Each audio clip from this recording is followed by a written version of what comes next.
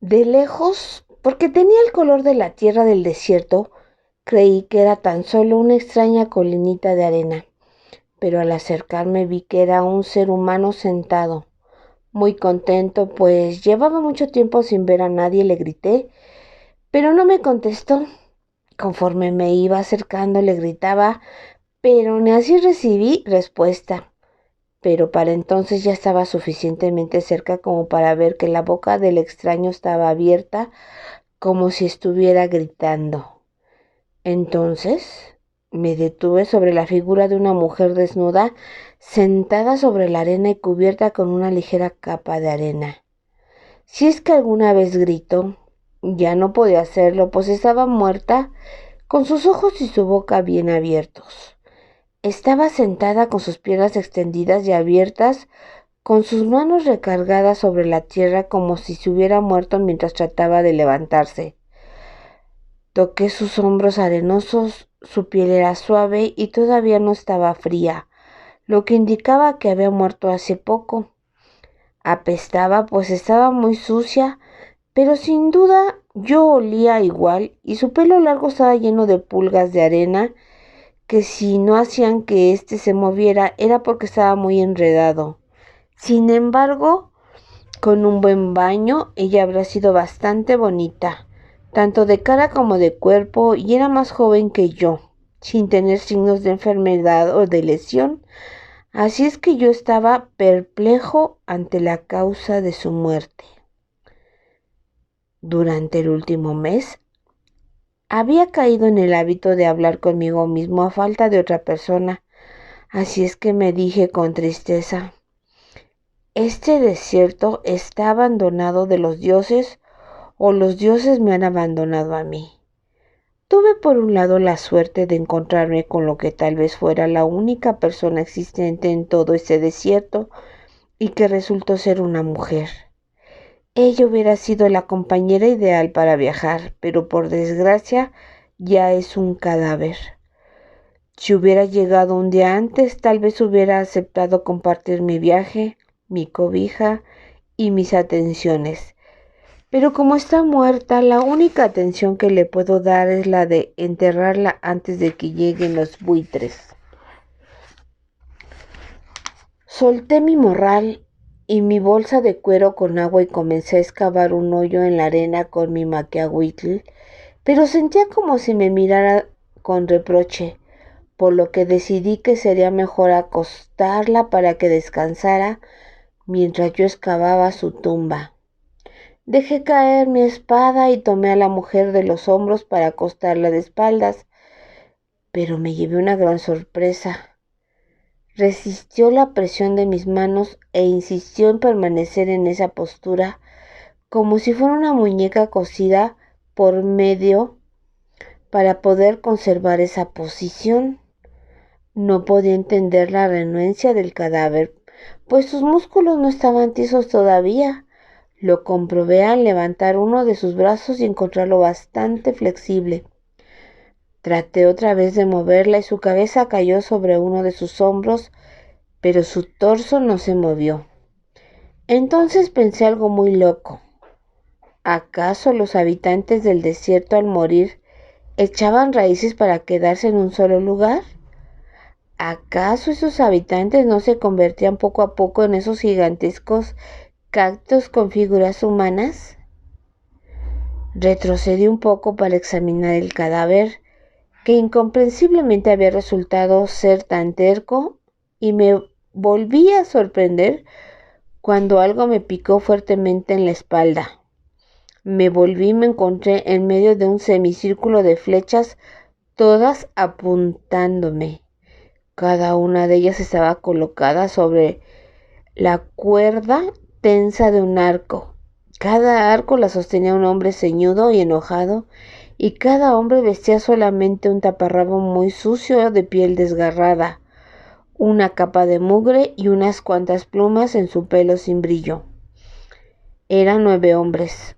Debo admitir que como había estado tan preocupado con ese hallazgo tan peculiar y como ellos se esforzaron en rodearme tan silenciosamente, ni siquiera los olí mucho antes de que se acercaran, pues apesaban igual que la mujer muerta, pero multiplicado por 9.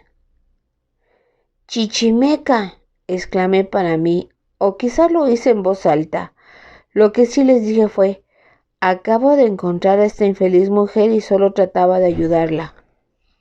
Como eso lo dije lo más rápido que pude, con la esperanza de detener sus flechas antes de que las lanzaran, hablé en mi propia lengua, pero a la vez acompañé mis palabras con gestos comprensibles hasta que unos salvajes, y aún en ese momento tan tenso, pensé que si llegaba a vivir lo suficiente tendría que aprender otra nueva lengua. Pero grande fue mi sorpresa cuando uno de los hombres que me había picado con la punta de su flecha, un hombre casi de mi estatura y casi de mi tamaño, me contestó en comprensible náhuatl: la mujer es mi esposa. Tragué saliva y le dije con un tono de condolencia, como cuando uno tiene que dar una mala noticia: siento decirle que era su esposa. Parece ser que murió hace rato.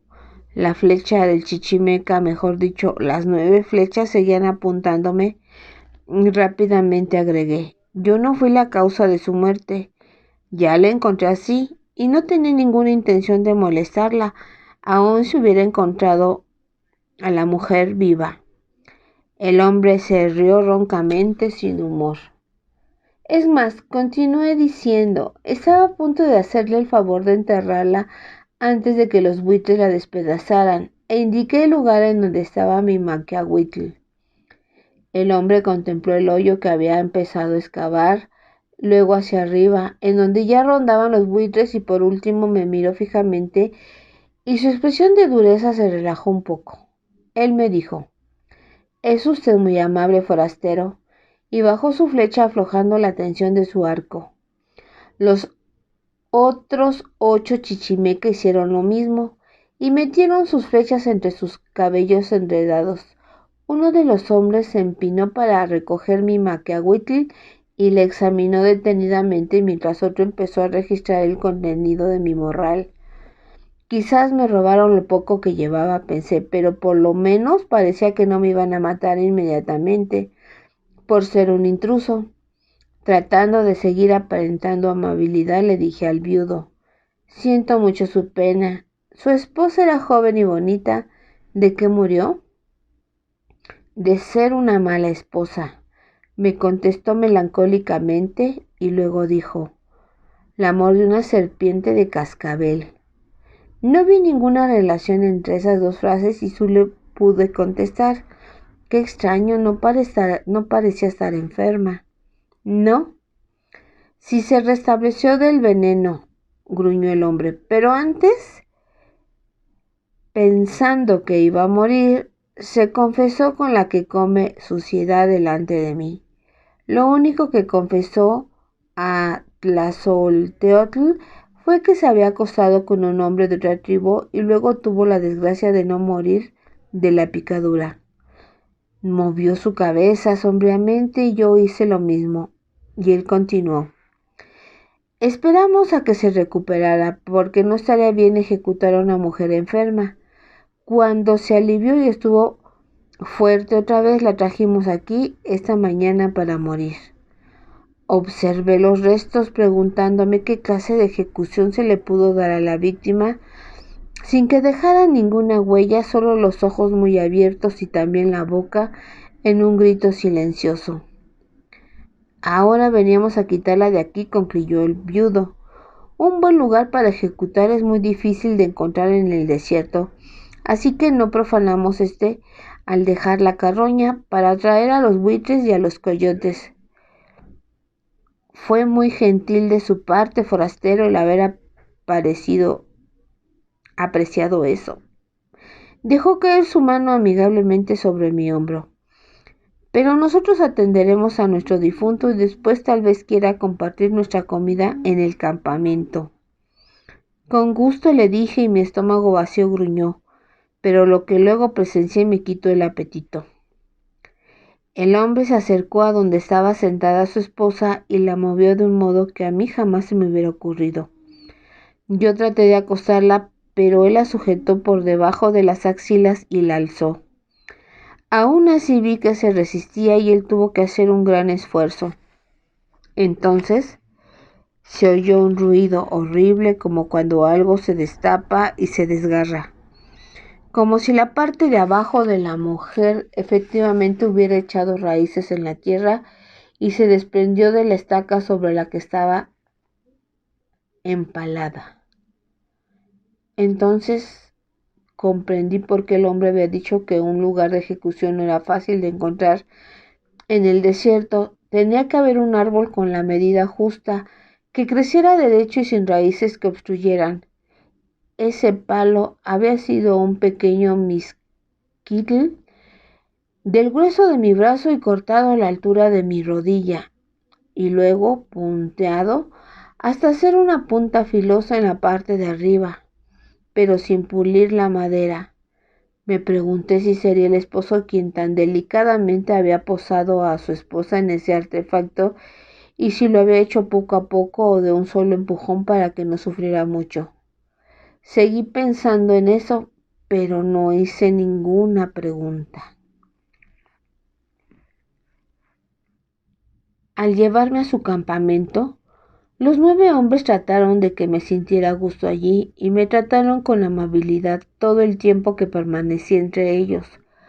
Habían inspeccionado detenidamente mis preferencias, pero no robaron nada, mis pertenencias, ni siquiera mi bultito de pedacitos de cobre. Sin embargo, creo que su comportamiento habría sido otro si hubiera llevado algo de valor o si hubiera llegado con un grupo de cargadores.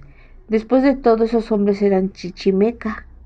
Siempre que nosotros los mexica pronunciábamos ese nombre, lo hacíamos con desprecio, burla y odio, de forma parecida a cuando ustedes los españoles hablan de los bárbaros y de los salvajes.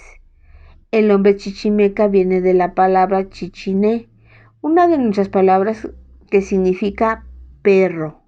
Cuando decimos chichimeca nos referimos a esa gente como la gente perro, y en esos momentos me encontraba entre ellos, entre esa gente sin hogar, sucia, siempre vagando en el desierto, no lejos de las tierras otomí. Esa fue la razón por la que me indigné tanto cuando 10 años atrás los Rurámuri me tomaron por un chichimecatl.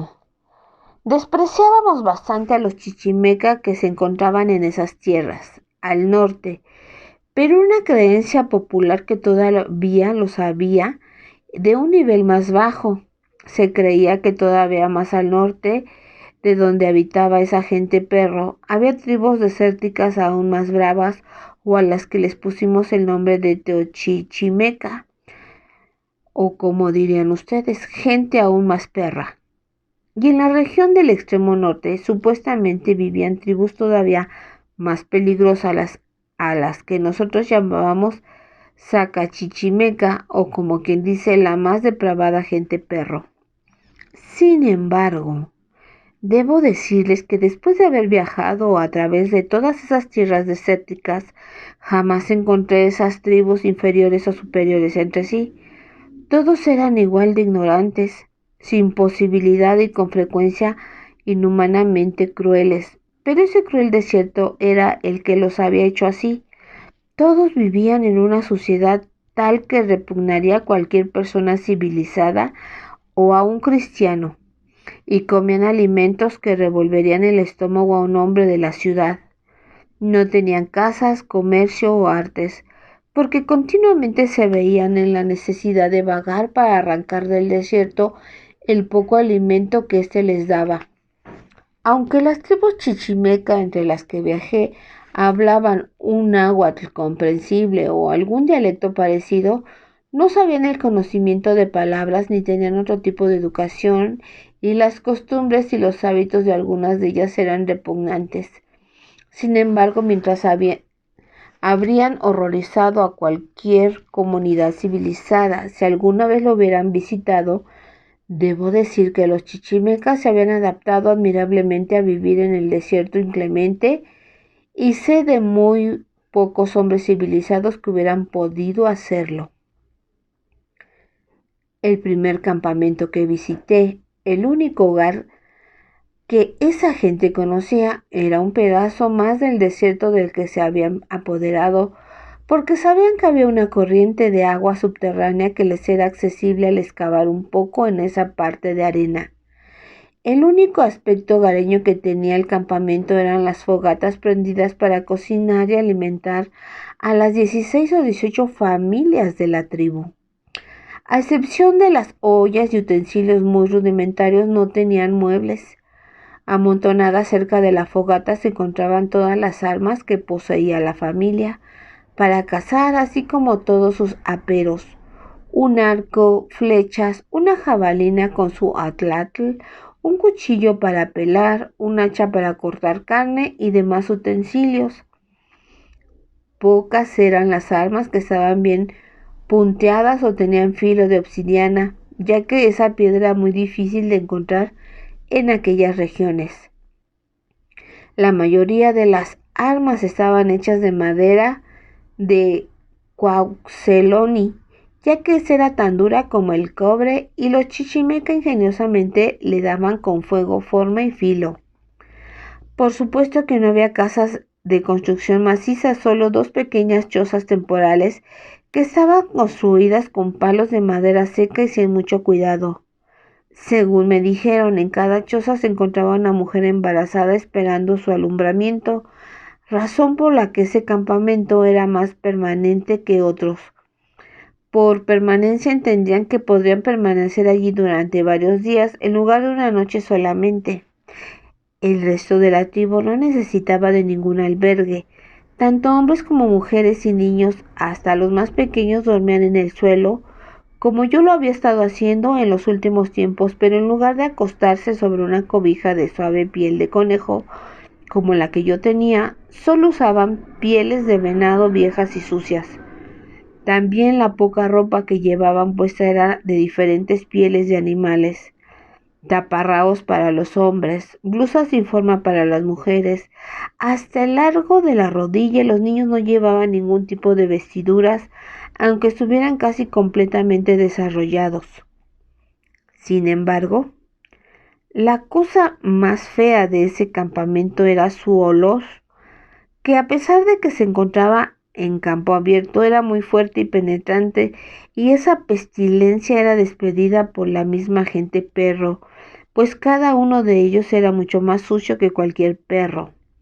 Se podía creer que uno no tenía por qué ensuciarse en el desierto, pues la arena era tan limpia como la nieve, pero esa gente estaba sucia de su propia mugre, de su propio excremento, de su propia negligencia.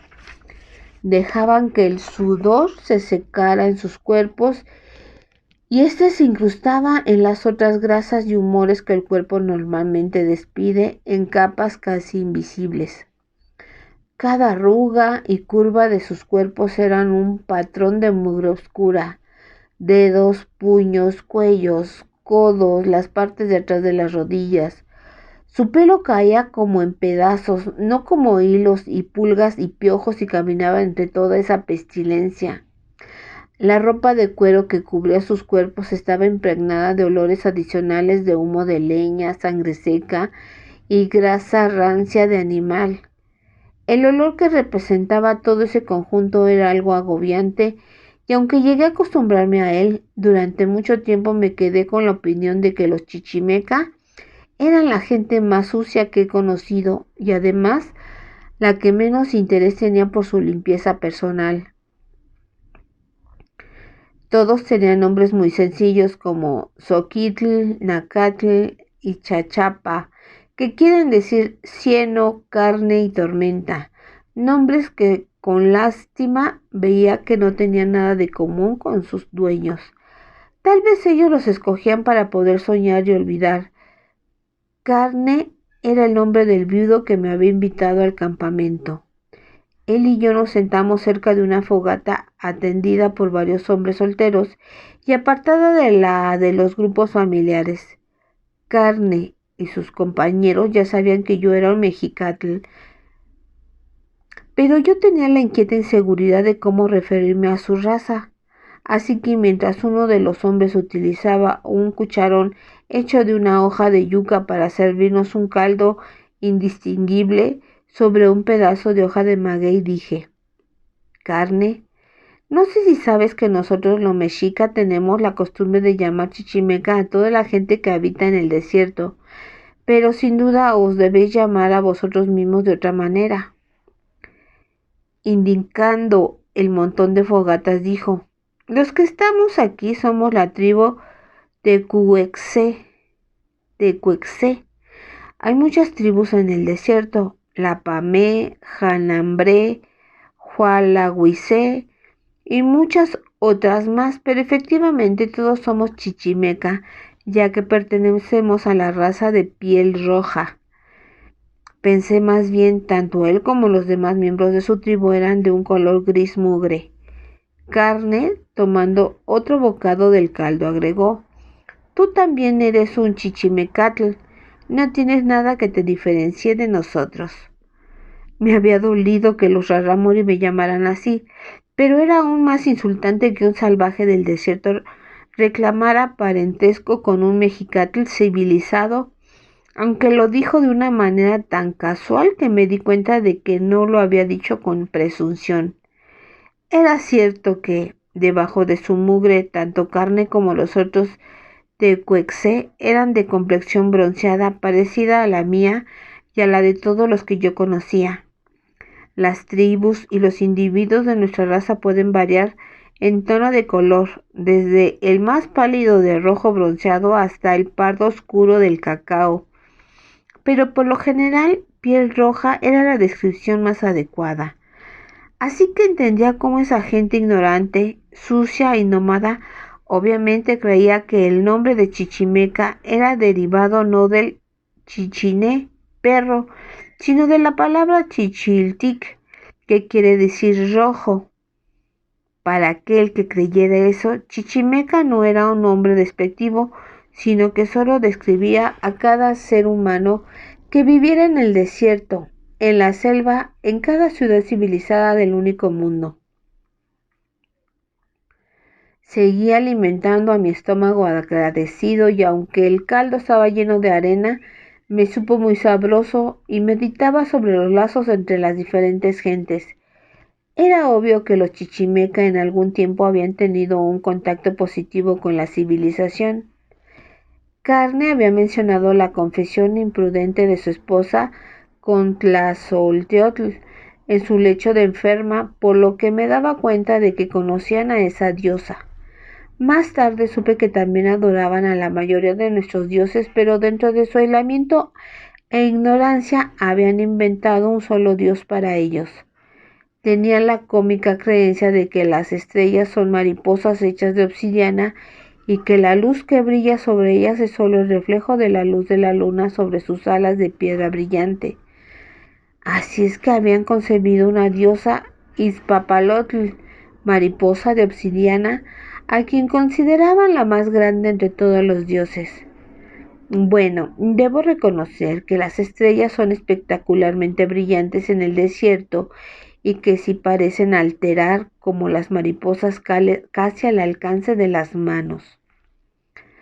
Aunque los chichimeca tengan algunas cosas en común con los pueblos más civilizados, y aunque interpreten el mismo nombre de chichimeca para implicar que toda la gente de piel roja está relacionada una con otra, eso no les impide el no tener compasión y de vivir a expensas de esos parientes lejanos o cercanos. Esa primera noche que cené con la tribu Tezcuexé, el caldo tenía pedazos de carne blanca y muy tierna, tan tierna que sus delicados huesos se deshacían y no podía reconocerla como de lagarto o conejo o alguna otra criatura que hubiera visto en el desierto. Así es que le pregunté: Carne, ¿qué carne estamos comiendo? Él gruñó: bebé. ¿Qué? ¿Bebé? Él repitió: bebé, y se encogió de hombros. Comida para los tiempos difíciles. Como vio que yo seguía sin entender, me explicó: algunas veces nos salimos del desierto para atacar a aldeas otomí y nos llevamos, entre otras cosas, a sus bebés, o peleamos con otra tribu chichimeca aquí en el desierto abierto. Cuando se aleja la tribu vencida, abandona a aquellos niños que por ser tan pequeños no pueden correr.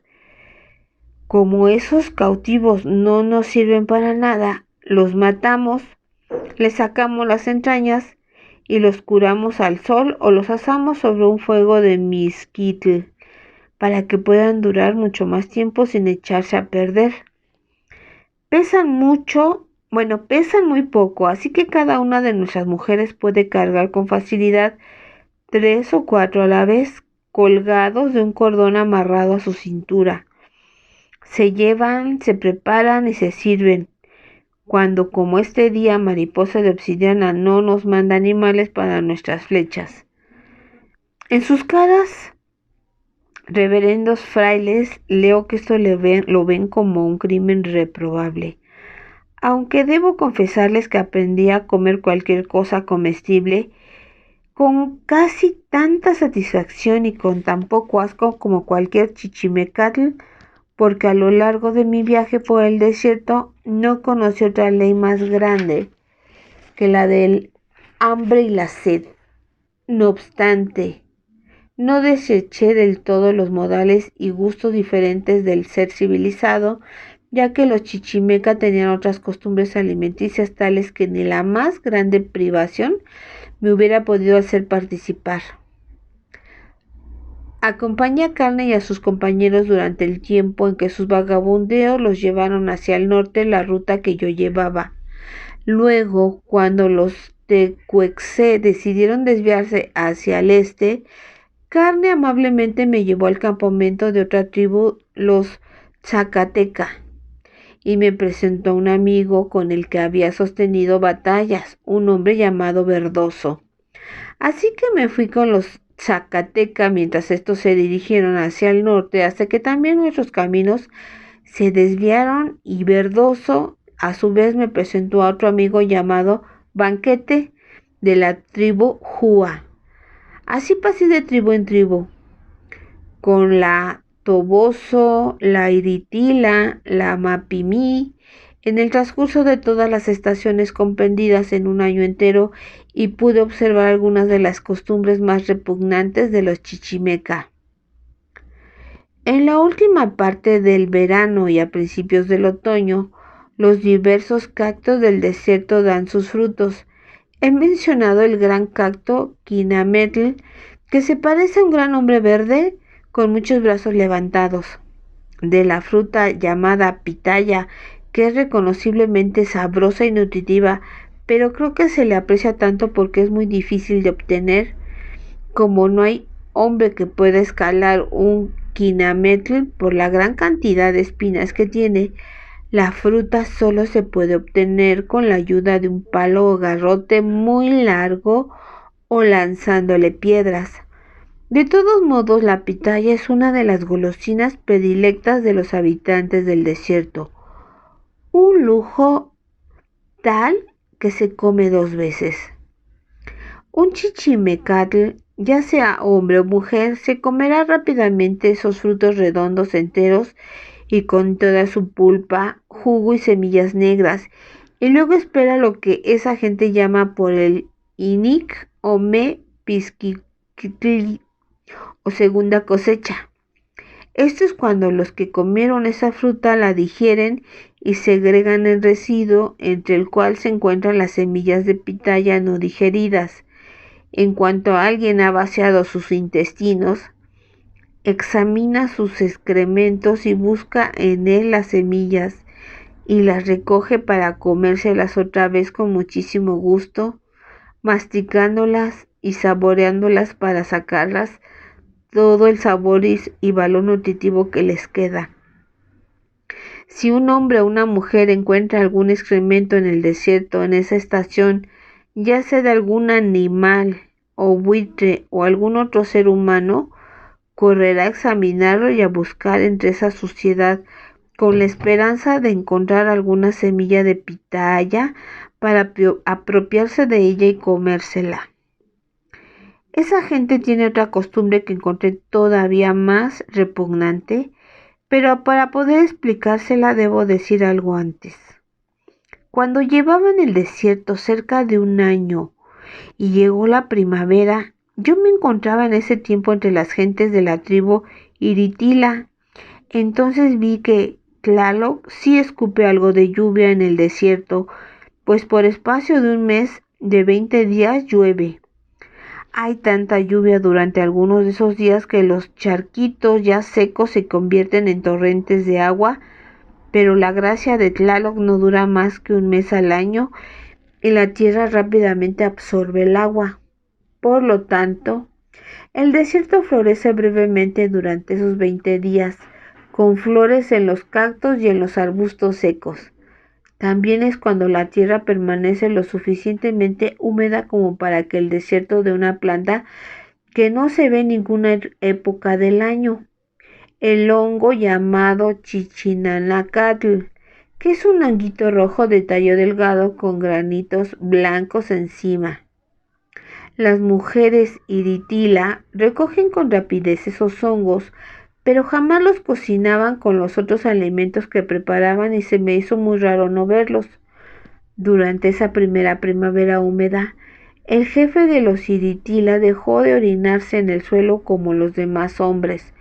Durante ese lapso de tiempo, una de sus esposas siempre llevaba a todos lados una vasija especial de barro. Cuando el jefe sentía necesidad de vaciar sus riñones, ella colocaba la vasija y él orinaba allí. Durante esa temporada hubo otro detalle raro. Todos los días, algunos hombres Iritila estaban tan ebrios que no podían ir de cacería o a robar, y no podía imaginarme qué brebaje habían encontrado y dónde para poder estar así.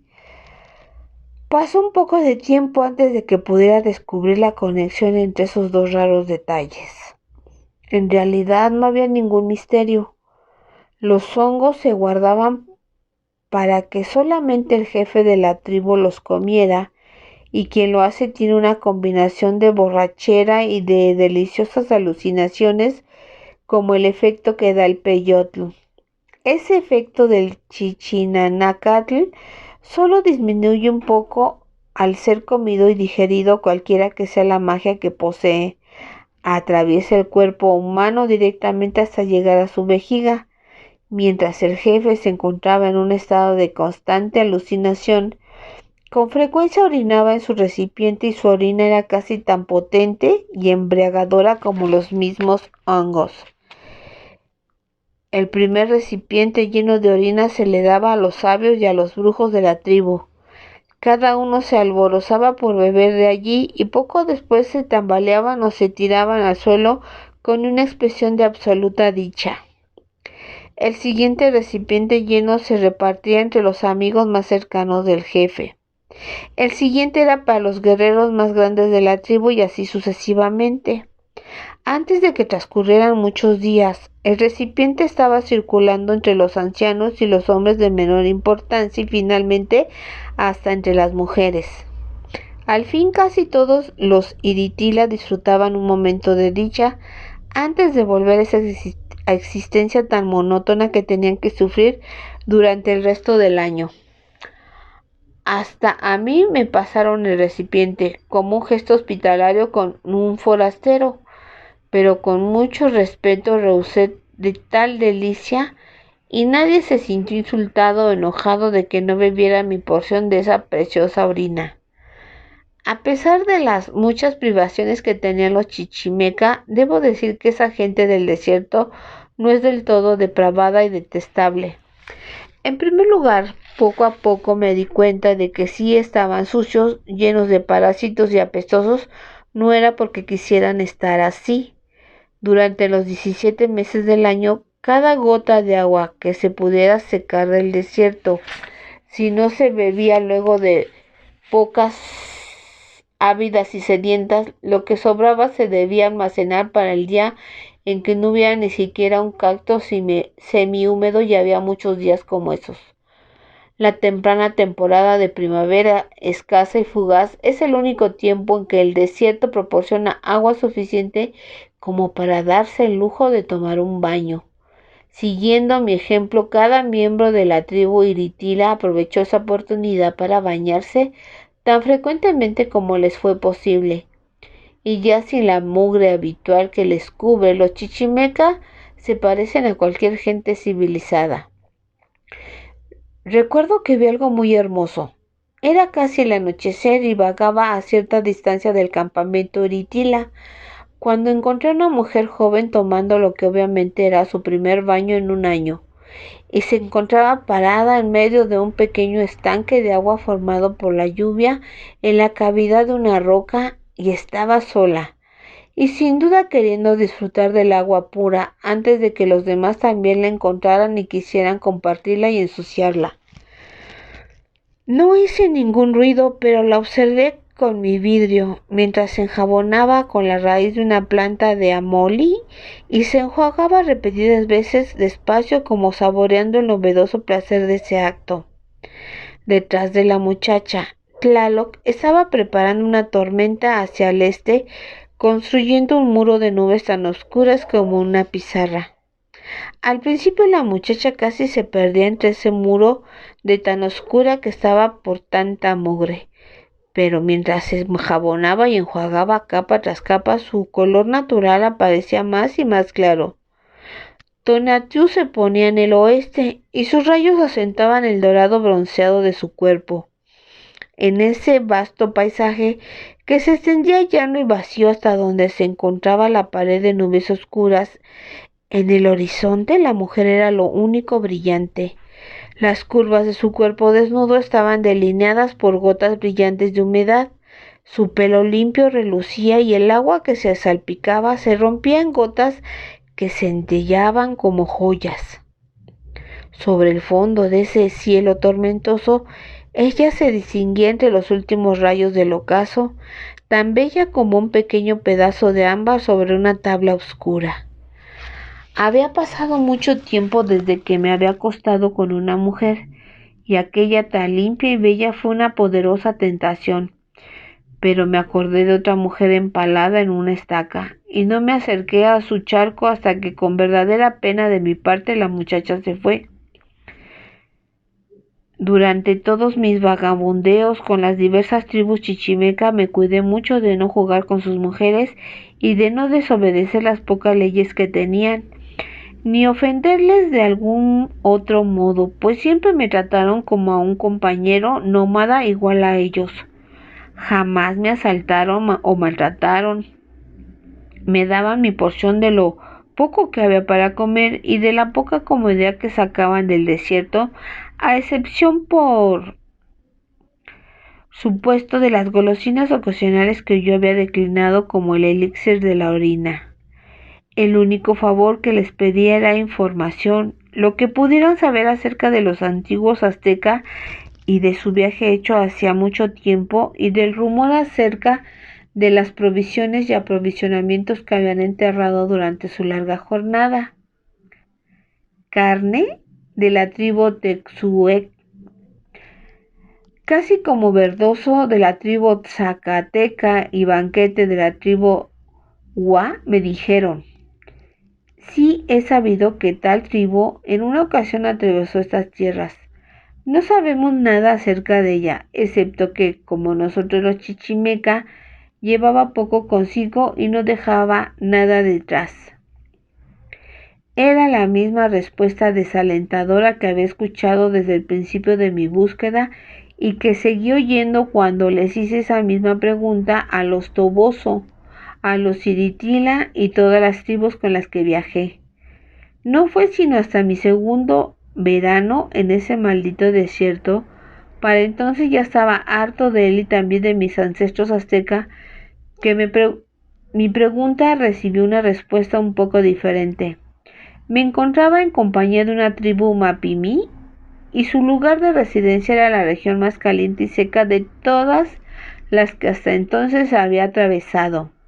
Estaba tan al norte de las tierras vivas que hubiera jurado que yo no podía ver más desierto, pero en verdad que sí lo había, y según me dijeron los Mapimí, era un terreno ilimitado y todavía más terrible de todos los que yo había visto.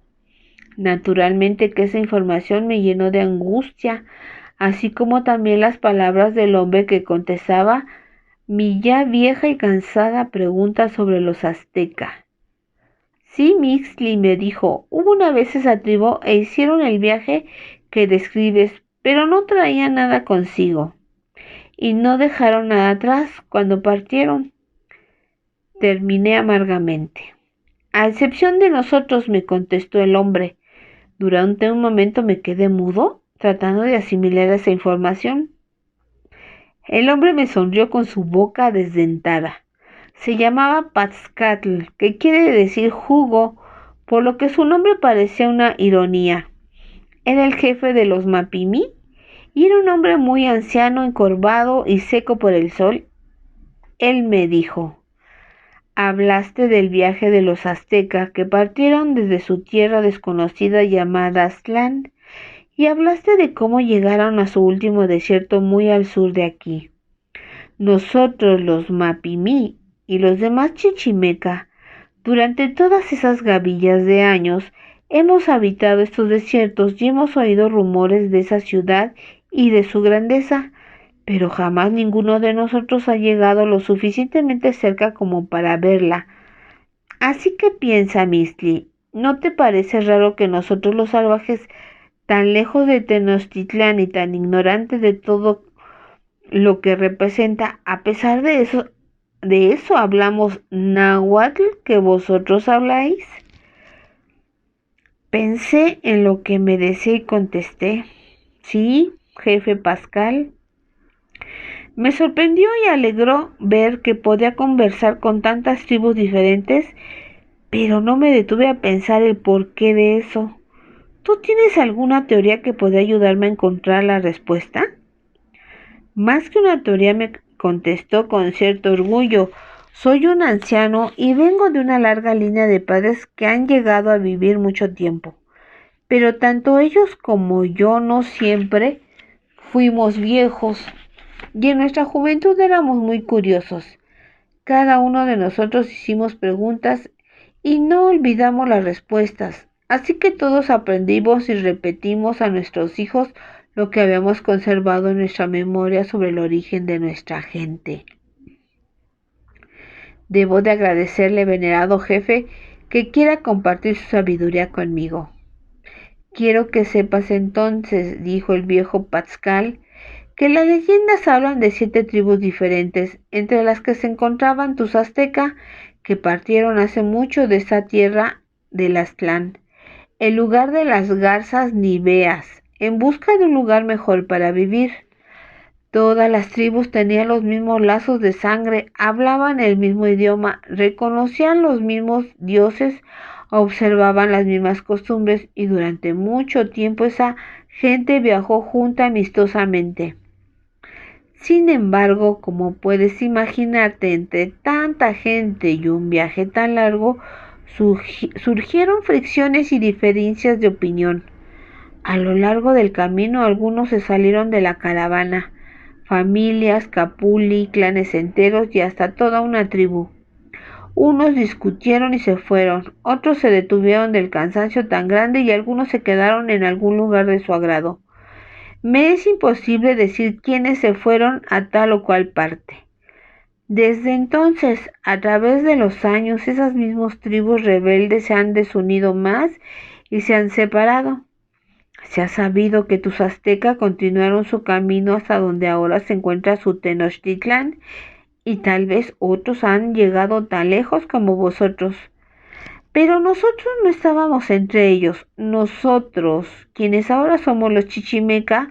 Por eso digo esto: cuando tus aztecas cruzaron las tierras desérticas, no dejaron ningún aprovisionamiento que pudieran utilizar en el futuro, no dejaron ninguna huella, no dejaron nada detrás de ellos, más que nuestro pueblo. Su narración bien podía ser cierta y resultaba tan desconcertante como la afirmación de mi compañero Carne, quien dijo que el término Chichimeca era para nombrar a todos aquellos pueblos que tenían el mismo color de piel. La implicación era de que en lugar de encontrar algo de posible valor, como las supuestas provisiones y armas escondidas, solo había encontrado una chusma horrible que buscaba parentesco con mis primos. Rápidamente hice a un lado esa espantosa posibilidad y dije con un suspiro: De todas maneras, me gustaría encontrar la tierra del Aztlán. El jefe Pascal movió la cabeza y dijo: queda bastante lejos de aquí, como ya te dije. Las 7 tribus llegaron desde su tierra, que está muy lejos, antes de empezar a separarse. Mire hacia el norte, hacia lo que se me había dicho que era el desierto aún más terrible y sin fin, y gruñí: ay, ¿quiere decir que debo continuar a través de esa maldita tierra? El anciano miró en aquella dirección y después, con expresión perpleja, me preguntó: ¿por qué? Probablemente yo también le miré extrañado ante una pregunta tonta, sobre todo viniendo de un hombre a quien consideraba bastante inteligente. Le dije: los aztecas vinieron del norte. ¿A dónde más podría ir? Norte no es un lugar, me explicó como si yo fuera un tonto. Es una dirección, y una dirección bastante vaga. Tú has venido demasiado al norte. ¿Entonces el Aztlán está atrás de mí? Se rió ante mi desconcierto. Atrás, a un lado y más allá. Con impaciencia dije: ¿y me está hablando de direcciones vagas? Riéndose aún continuó: al seguir en el desierto durante todo tu camino, siempre te moviste en dirección noreste, pero no lo suficientemente hacia el oeste. Si no te hubieras dejado llevar por la idea del norte, posiblemente habrías encontrado el Aztlán desde hace mucho, sin tener que soportar el desierto y sin tener que dejar las tierras vivas. Hice un ruido como si me estuvieran estrangulando y el jefe continuó: según los padres de mis padres, nuestro Aztlán se encontraba al suroeste de este desierto, cerca del mar, a las orillas de un gran mar, y con seguridad nunca hubo más que un Aztlán. Pero desde allí nuestros antepasados y los tuyos vagaron en círculos durante todos esos años. Es muy probable que la última caravana de los aztecas, como lo recordarán tus leyendas mexicas, efectivamente sí los llevaron directamente del norte a lo que es ahora Tenochtitlán. Sin embargo, Aztlán debe de encontrar casi directamente al noreste de aquí. Así que tendré que regresar de nuevo hacia el sureste desde aquí, murmuré, acordándome de todos aquellos largos y tediosos meses de la pestilencia y miseria que sin necesidad había tenido que soportar. El viejo Pascal se encogió de hombros. Yo no te digo que tienes que hacerlo, pero si quieres continuar en eso, no te aconsejaría ir más al norte. Aztlán no se encuentra allí. Al norte solo hay más desierto, un desierto más terrible, un desierto sin misericordia en el que ni nosotros, los más fuertes Mapimí, podemos vivir. Solo los yaqui de vez en cuando penetraban brevemente en ese desierto, porque solo ellos son más crueles que el desierto mismo. Con tristeza recordé lo que había pasado hace 10 años y dije: sé cómo son los yaqui. Regresaré, jefe Pascal, y tal y como me aconseja. Dirígete hacia allá. Señaló hacia el sur y hacia donde Tonatiuh se caía, sin su manto, con una cama sin cobijas, detrás de las montañas gris blancuzcas que habían caminado conmigo, aunque guardando siempre su distancia, a través de todo mi camino en ese desierto. Si deseas encontrar Aztlán, debes ir hacia esas montañas, escalarlas, atravesarlas. Debes ir más allá de esos montes.